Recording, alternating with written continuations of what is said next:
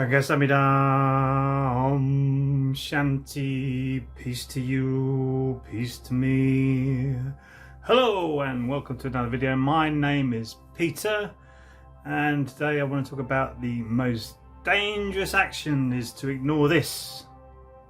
What on earth are you talking about now?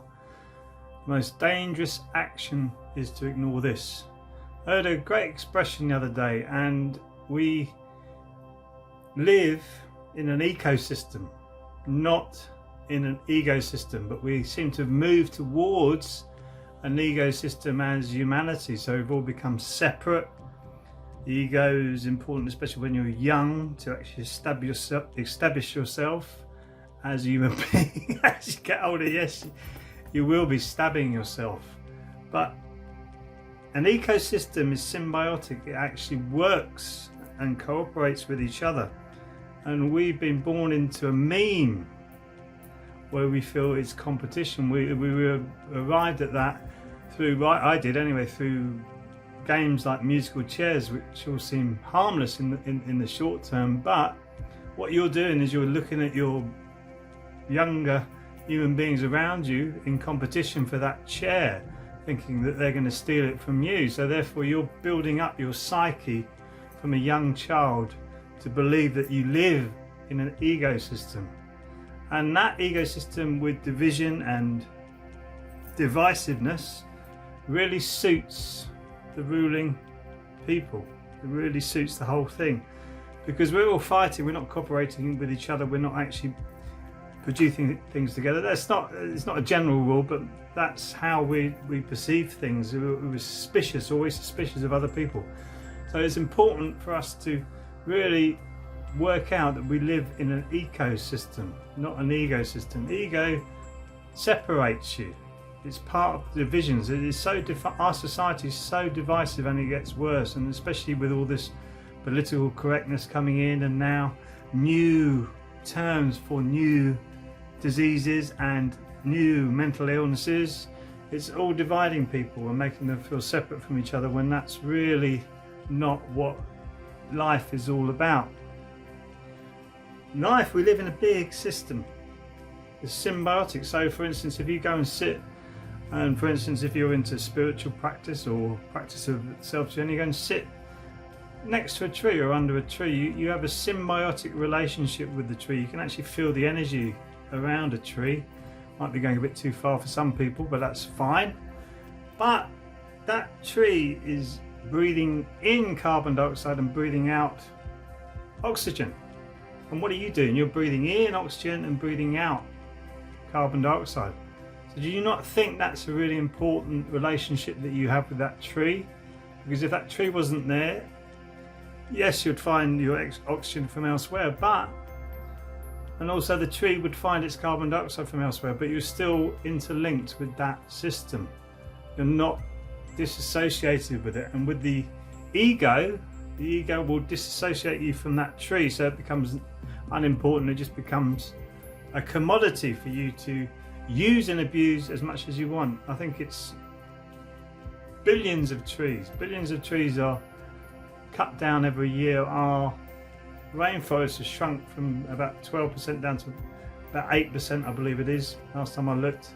So it is rapidly declining, the amount of trees on the planet, and that's really important. That means we're not part of that ecosystem. We're using an ecosystem to grab resources. Well, not us personally. I'm sure the people who are doing that aren't watching this video, but other greedy human beings. I want more. So we're not separate. We're not separate, but we've been made to feel like we're separate. Also, with our fellow creatures on the planet, we should respect all life and all animals, even if it's a pest as we perceive it. We have a squirrel in the back garden. He's a pest. I'm not going to get a gun or a trap and shoot him and kill him.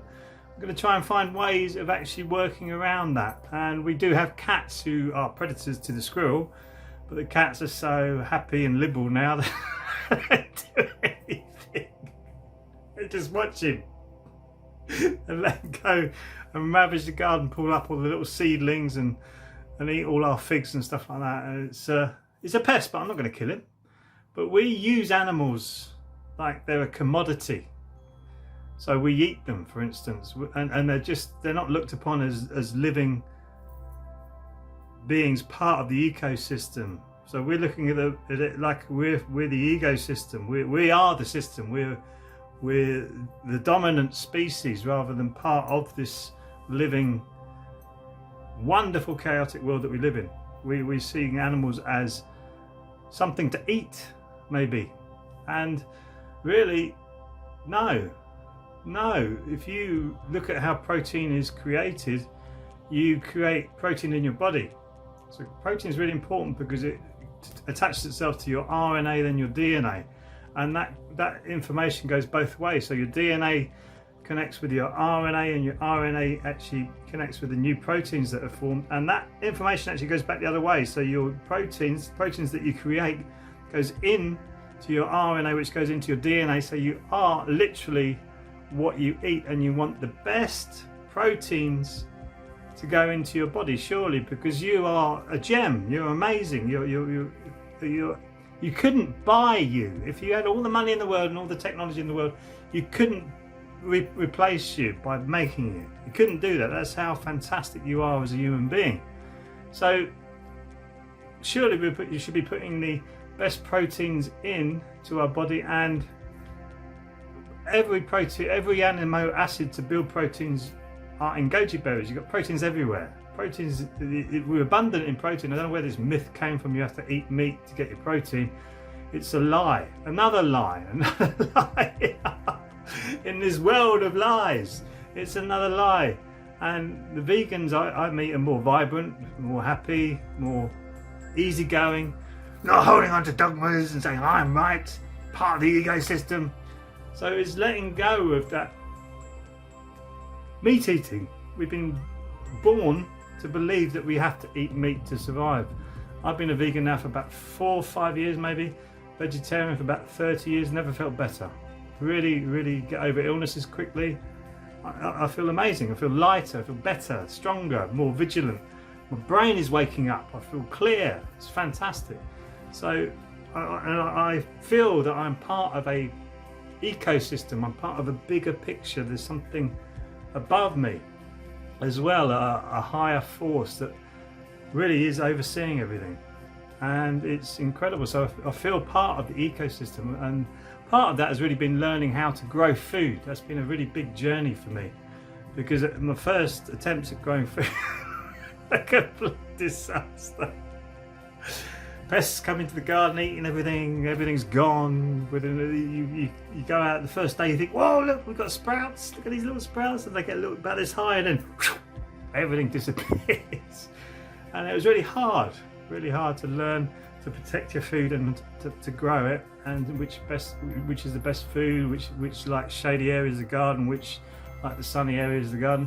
There's a whole art to it, and you get a whole rhythm in your garden, and your garden becomes beautiful because you put so much energy into it. Where your mind goes, your energy will follow. So you're putting energy into the ecosystem that we live in. That's so important. Not just keep taking. You're actually part of that whole system of your garden. You can do that. You have a little garden on the patio, or even on the flat on your windowsill. You can do anything like that. So thinking that we're the masters of this domain, completely wrong. That's the ecosystem. We're an integral part of this natural flow of life. And I feel with this lockdown that we're living in now in April 2020, hopefully more people are starting to see this, that we are actually not in control of our destinies either. We're being told what to do, but also that we need to become part of, firstly, a community. You need to get to know your neighbours. You need to get to know people in your community by going out, not necessarily going out drinking, but just going out and doing community things. There's many things happening now, many good people who are actually starting to try to pull communities together, and just go out and find them, start chatting. Don't stick with your dogmas and fight. Just chat, just talk, be with each other. When you hug each other as human beings, you're actually improving both of your immune systems when you both give each other a hug. How good is that? Big bonus. So we are not acting with integrity at the moment as human beings on the planet. We're starting to take, consume, destroy, take, consume, destroy, and all of that needs to change. So this is the most dangerous action if we ignore this. Very, very dangerous. On a higher level, there's always a master plan going on, and I feel that this is actually starting to wake human beings up. I'm having friends phone me up now talking about conspiracy theories and stuff. I'm going, you've got to be a little bit discerning from that. I studied into this, the nature of the five sense reality, and also the more esoteric ways of life, and you've got to be careful who you believe and what you see. So, and I'm sure you're going to start to get there, or if not, you're already ahead. You know, there's no competition, doesn't matter, just keep looking, but really think about your environment, your ecosystem, not your ecosystem. Don't be me.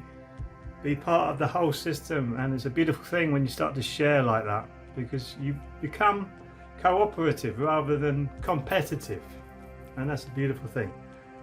Anyway, glad to see you. I hope you enjoyed the video. If you did, please like and subscribe, and I'm sure I'll see you in the next video. Sarang Hamida.